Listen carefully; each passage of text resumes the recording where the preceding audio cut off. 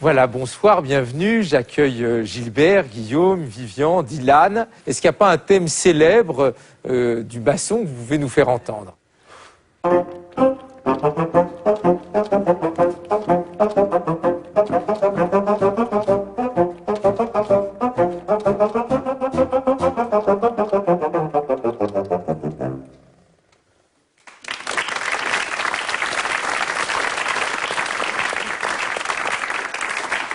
Finalement, le basson, c'est pas sorcier, hein, Gilbert.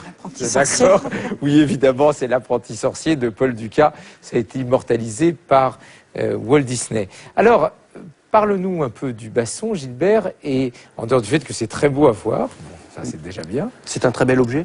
Non, ce n'est pas un instrument rare. C'est rare qu'on parle du basson, mais ce n'est pas un instrument rare. Oui, mais ce qui me semble rare, c'est peut-être pas le basson, mais le quatuor de basson. Quatuor de basson, c'est... Il n'y a pas des concerts tous les soirs de quatuor de basson. Pas tout à fait, mais je crois qu'il y a quand même une tradition dans beaucoup d'orchestres. Par exemple, le pupitre de basson se réunit pour former un quatuor et essaie de trouver quelques concerts pour mettre en valeur son instrument. Et le basson date à peu près de quelle époque ? Le basson avec cette forme-là, 18e, et ensuite il a subi des transformations régulièrement, des ajouts de clés, des modifications pour arriver à cette forme qui est peut-être définitive.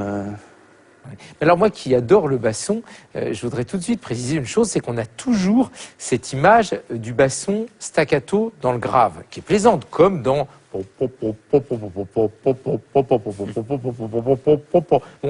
mais c'est un peu un cliché finalement. Le basson peut chanter, et il a un registre extrêmement étendu.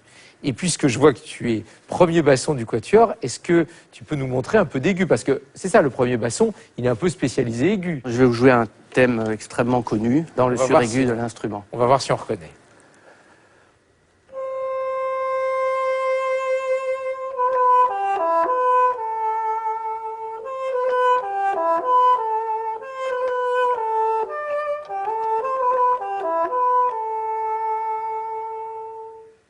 Vous avez reconnu? Stravinsky. Très bien, Stravinsky, bravo. Le Sacre du printemps. Alors moi, je me suis laissé dire que Stravinsky l'avait d'abord écrit pour le cor anglais et qu'il a entendu dans les coulisses un bassoniste qui s'en était saisi parce que le thème lui plaisait bien ou pour énerver celui qui jouait du cor anglais et que ça lui a tellement plu, cette mélopée dans l'aigu, qu'il l'a confiée au basson. Ça te semble vraisemblable comme histoire? Tout à fait, oui, je crois qu'elle est vérifiée. Guillaume, toi tu es spécialisé médium alors? Oui. Ah, très bien. Alors tu nous joues un petit thème de médium?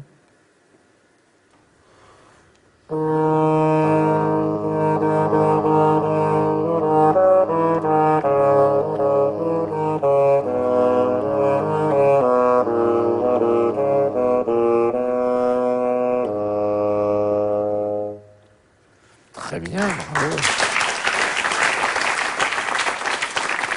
Oui, mais alors, tu as un peu triché, tu t'es fait accompagner par Vivian. Or, Vivian, il est spécialisé grave, c'est ça? C'est ça. Alors, fais-nous un thème de grave, on va voir si on reconnaît. Très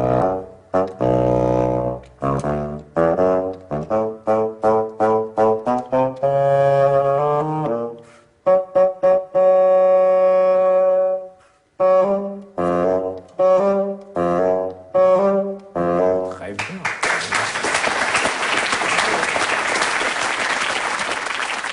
Le contrebasson, c'est l'instrument le plus grave de l'orchestre. C'est une octave plus bas. Personne ne peut chanter ça, c'est vraiment des notes extrêmement graves, une octave plus bas que le basson. Je me demande si on peut bien jouer avec un contrebasson. Tu peux nous faire un peu de Mozart? C'est possible au contrebasson? Je vais essayer.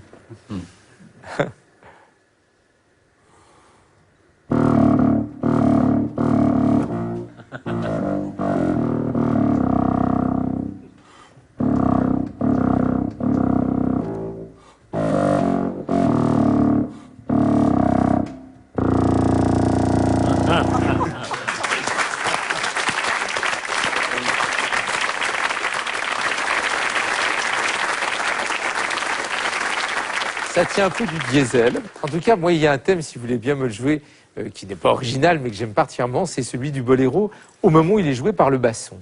Parce qu'il me semble qu'au moment où le basson s'en saisit, il prend une tendresse, une expression qu'il n'a pas au tout début. Est-ce que vous pouvez me faire juste le thème du boléro ?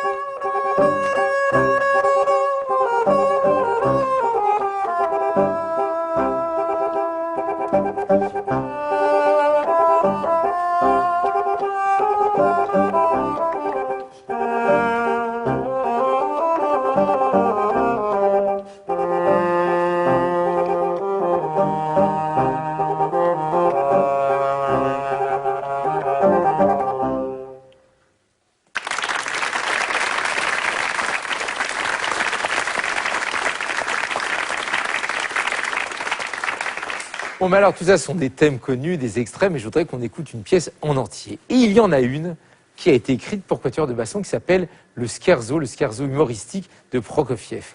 Et là, vous allez voir, il y a quelque chose de très drôle, de très amusant. Je vois que Dylan est revenu au basson normal. Tu en rabats un peu de tes prétentions, hein. Bon, alors maintenant, ils sont à égalité pour le scherzo humoristique de Prokofiev pour 4 bassons.